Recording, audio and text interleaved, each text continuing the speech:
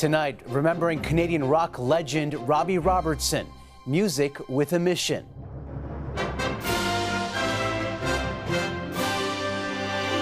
The soundtrack of an instrumental force. Take a load off, and an inspiring voice for Indigenous justice. It gave me chills, and I thought, I have to do this. Ontario's premier blasted over his handling of protected green space. The process was biased in favor of certain developers and landowners. We have nothing to hide. We need to build homes. The outrage after a scathing report. Plus, fire mayhem in Maui. It's just scary to see a big wildfire just kind of coming your way. The desperate escape as a deadly inferno sweeps across the Hawaiian island. Oh my gosh, look at the harbor.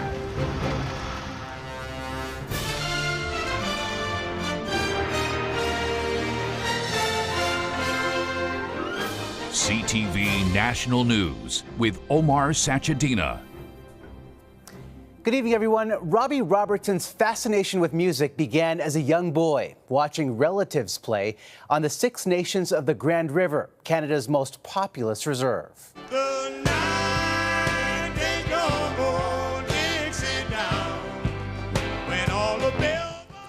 From there, he transported his talent to the world.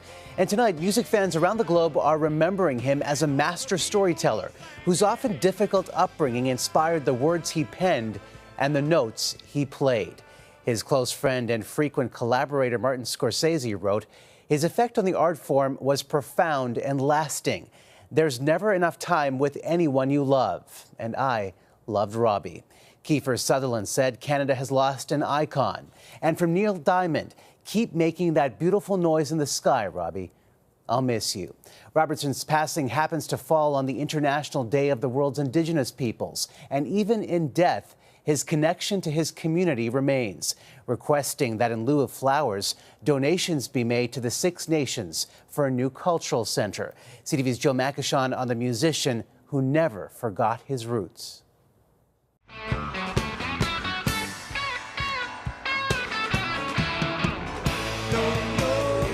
He was a Canadian songwriter who captured the soul of the American South. Toronto's Robbie Robertson, the lead guitarist, gave the band its voice.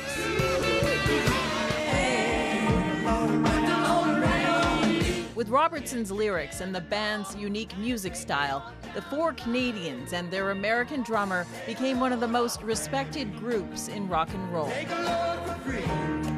mean, they brought songwriting back to storytelling. They brought mountain bluegrass harmonies to music. They made country music sound cool. And it helped change the whole course of rock and roll.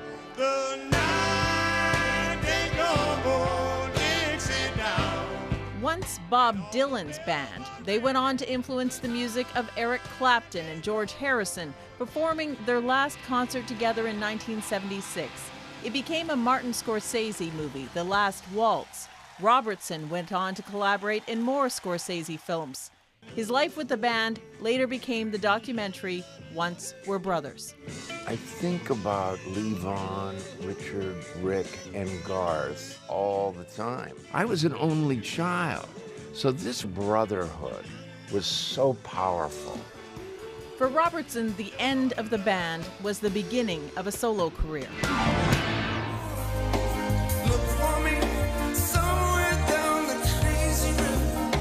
He had a string of hits in the 80s, but this man who always embraced the soul of music found it again in his Indigenous heritage.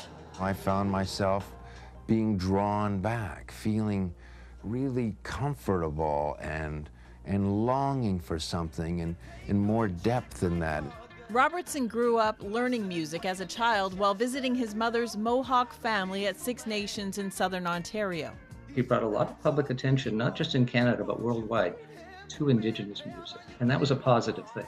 Robertson left Canada at just 16 to pursue stardom and found it, leaving his mark on music history. Robbie Robertson was 80 years old. Jill Makishon, CTV News, Winnipeg. Apocalyptic scenes in Hawaii tonight as raging fires sweep across Maui. 6 people are dead and panicked residents are jumping into the ocean to escape. CTV's Bill Fortier on the mass evacuations. As deadly wildfires tear their way across Maui, the state of Hawaii is pleading with tourists to stay away. Even as of this morning, planes were landing on Maui with tourists. This is not a safe place to be. The devastating fires are being called unprecedented. Multiple injuries have been reported, including one firefighter who was treated for smoke inhalation. Already, at least 6 people have been killed. We are still in a search and rescue mode, and so I don't know what will happen to that number. This was a home. Several houses and buildings are gone, and thousands are without power. Many communication systems have gone down, including 911 service in some areas. I still don't know where my little brother is. I don't know where my stepdad is. Everyone I know in Lahaina, their homes have been burned down. We have not seen this kind of devastation, and it is really a tragedy that we're dealing with right now. Thousands have been forced to evacuate, locals and tourists. We're happy to be okay and been praying all night for people to be safe and just however they can get out and get safe. The U.S. Coast Guard says it's had to rescue 12 people who jumped into the ocean to escape. And I just ran out to the beach and I ran south and I just helped everybody I could along the way. I didn't actually think that was Maui. Carolyn Frolick grew up in Hawaii. She even had her wedding on popular Front Street in Lahaina town. That strip is now being swallowed up by flames. And many of Frolick's friends have been evacuated several times. So they're just like, we're running out of room, and it's absolutely terrifying. It's kind of apocalyptic feeling. The fires on Maui and Big Island have been powered by dry conditions and bolstered by wind from Hurricane Dora more than 1,000 kilometers away. Hawaiian state officials say they really don't know at this point how many homes and businesses have burned. The primary focus is doing everything possible to prevent more loss of life. Omar. All right, Bill, thanks. A deadly fire in eastern France today killed at least 11 people staying at a vacation home for adults with disabilities. Fire raced through the building, trapping the guests. Incredibly, 17 people escaped. The investigation will now focus on whether the building met proper safety standards. Here at home, an Ontario man who died battling wildfires in BC last month was recognized for his bravery. 25-year-old Zach Muse was the last of 4 firefighters who died fighting wildfires last month. CTV's Ben Milger on the powerful tribute. Dispatch, this is Big Cat 1. Last call for firefighter Zach Muse. Big Cat Bravo 20. Thank you for your service, Big Cat Bravo 20. Rest in peace, Zach. A procession of firefighters and police officers joined family and friends to honor the life of Zach Muse, who died last month fighting the largest wildfire in provincial history. Zach will be greatly missed by all those who knew him. This world is a lesser place without him in it. Originally from Ontario, this was Muse's 3rd summer on the front lines battling BC wildfires. He was working the Donnie Creek fire with a private company called Big Cat Wildfire. On July 28th, the utility vehicle he was in rolled on a steep embankment. He died while being airlifted to hospital. Members of Muse's family came from Ontario for this service and asked a close family friend to speak on their behalf. It's all that you can do to get through the day. A very wise person told me that it's one moment at a time. Endure the sorrow, celebrate the wonderful memories. Where there's great love, there's great loss. We've come a long way from where we began. Family and friends watched a video tribute, and then, as bagpipes played at the service, first responders lined up honoring a fallen colleague. Firemen never die. They just burn forever in the hearts of the people they touch. Well, Zach's memory will live and burn forever in our hearts. Your last call has rung, my brother. Rest easy. Zach Muse was just 25 years old. Ben Milger, CTV News, Vancouver. A searing report has revealed Premier Doug Ford's controversial decision to remove land from the Greenbelt for housing in Ontario gave preferential treatment to certain developers who stand to make billions. CTV's Adrian Gobriel reports. The world's largest protected green space soiled in controversy. The process was biased in favor of certain developers and landowners. In her scathing report, Ontario's Auditor General outlines how in mid-September, the Housing Minister's Chief of Staff was handed packages by prominent developers at a dinner function held by the building industry. A request was made to remove 5 sites from the Greenbelt for development. These 5 land sites represent about 92% of the approximately 7,400 acres removed from the Greenbelt. Criteria for land development was altered and consideration for agriculture and environmental factors eliminated. It raises serious concerns about the exercise used, the way in which standard information gathering and decision-making protocols were sidelined or abandoned. This field used to be part of the Greenbelt. In September, it was still protected when a company with developer ties to the provincial Conservatives purchased it for $80 million. 1 month later, the Ontario government revealed that this land would be approved for development. There's corruption here, and I think the Auditor General's report shows that that is very, very much the case. Calls for the resignation of Ontario's housing minister and his chief of staff went unanswered today. I approved it. At the end of the day, I take full responsibility for the process. The Auditor General made 15 recommendations. Premier Ford said his government will adopt all of them except for one, a call to reevaluate the land being removed from the Greenbelt. We have a housing crisis, the likes of which this province and this country has never seen before. Premier Ford has vowed to build 1.5 million homes over the next decade. Today's report points out that a shortage of land isn't the cause of the problem. Land is available both inside the existing build-up areas and on undeveloped land outside the Greenbelt. When we know best evidence and biased evidence was presented, then you end up with a flawed and biased process. The Greenbelt Coalition director believes that Canadians across the country need to pay attention. In Ontario, they went after the biggest slice of environmentally protected land. They chopped it up, they sold it to their friends, and nobody did anything about it. So what's to say that this wouldn't work here too? The province's Integrity Commissioner is also conducting an investigation, and the Ontario Provincial Police confirm they're reviewing today's report. Adrian Gobriel, CTV News, King City, Ontario.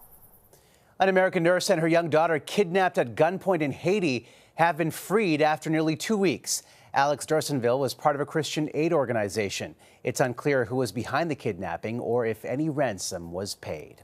41 migrants are feared dead off the coast of Tunisia after the boat they were in capsized. Already, more than 2,000 people have died or disappeared crossing the Mediterranean into Europe this year, compared to 2,400 all of last year. Here's CTV's Creason Ajkute. 2 men, a woman, and a teenager rescued by a cargo ship and the Italian Coast Guard. Their boat capsized in the Mediterranean off the coast of Tunisia. If you could support these people. 41 others who were with them, including 3 children, are believed to have died. The survivors hung on to pieces of the shipwreck. They then found an abandoned boat and have been at sea ever since until their rescue today, says this man. Thousands of people have been attempting to leave North Africa and enter into Europe, desperate for a better life. Repression or violence or extreme loss of livelihood, perhaps due to climate change or whatever. There's a multitude of factors. On Thursday, the boat left the port city of Sfax in Tunisia, which has been a migrant hotspot for years. Italy has seen more than 93,000 migrant arrivals by sea in less than a year, compared to more than 44,000 last year. We're seeing people coming from as far as Bangladesh and Pakistan and areas way south of northern Africa. Meanwhile, Tunisian authorities have been accused of dropping off hundreds of migrants in the desert along Libya's border without food, water, or shelter, an allegation Tunisia's government denies. They beat the men and left us. We walked for hours, and then the Libyan police found us, says this nurse who was expecting. Libyan authorities say they have recovered the bodies of 35 migrants who died from heat exhaustion since July.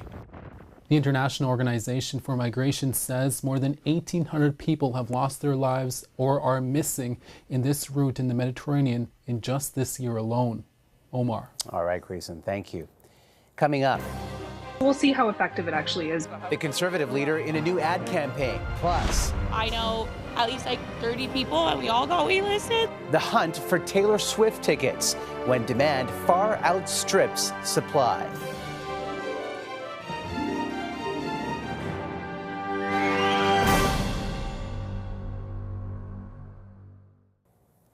Global Affairs says it is, quote, highly probable China is behind a smear campaign against a Canadian lawmaker. False narratives about Conservative MP Michael Chong were circulated on a popular Chinese social media platform in May. This was around the same time Ottawa expelled a Chinese diplomat who was accused of intimidating Chong's family. The Conservative Party is ahead in the polls right now, and a new ad campaign is attempting to reframe how Canadians see its leader. CTV's Annie Bergeron-Oliver on what's behind the new strategy. Unaffordable, unsafe, divided. Known for his scathing political attacks, Pierre Poilievre's profile is getting a bit of a makeover. Leader the country needs. In a new series of big money advertisements, the Conservative Party of Canada shows a softer side to the politician. This is the house in which I grew up. Often seen on screen alone. We'll let you have a little more money so that your dollars go further. Or taking aim at the Liberals. I don't think the brand that we saw during the trucker convoy or on the leadership campaign trail was necessarily conducive for a broader national election. It played into a certain base and populace, and now we see a much more relatable individual. Poilievre's wife, Aneta, who has taken center stage with him at many events, is featured prominently along with their children. And I know him as a guy who loves me for who I am. Right now, the Conservatives are polling almost 10 points ahead of the Liberals, but Poilievre's popularity is lower than Justin Trudeau. And among female voters, 22.8% feel the Conservative Party is most representative of their personal views, compared to 28.4% for the Liberals. So I think the message is resonating with women. Hearing kind of this side of Poilievre, his motivations, why he's doing this, I think it does bring a bit of a different lens. We haven't seen that in a lot of typical Canadian political advertising. Advertising released on social media less than a week after the Prime Minister and his wife, Sophie Gregoire Trudeau, publicly announced their separation. It's 100% intentional. I think this is probably the one way for him to send a message without directly addressing the separation. The Conservative Party says the new ads will be running over the next several months on TV, radio, and other platforms. The ad by Omar worth well over $3 million. All right, Annie, thank you. Still ahead. This year, we are honoring the late Queen Elizabeth II. Getting lost inside a royally intricate work of art.